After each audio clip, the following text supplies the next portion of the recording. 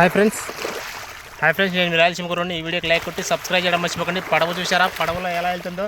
అబ్బాబ్బాబ్బా, చేపలు చూడండి గుంపులుగా ఎలా తిన్నా, చైనా చేపలు బీభత్సంగా. లైక్ కొట్టి సబ్స్క్రైబ్ చేయడం మర్చిపోకండి, సపోర్ట్ చేయడం మర్చిపోకండి.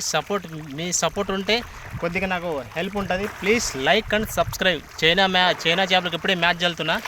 అది భీకరంగమైన చేపలు అనమాట. కొన్ని వేలు చేపలు ఎలా తిన్నాయి చూడండి. ఇంట్రెస్ట్గా రాయలసీమ కుర్రోడికి కొంచెం ఆదరించండి. ఇదిగో చూడండి ఎలా తిన్నాయో చైనా చేపలు, గుంపులుగా మందలుగా. ఇప్పుడు వేసానమాట చేపలు. ఇవి ఎక్కడ ఉంటాయంటే భీమవరంలో ఉంటాయి.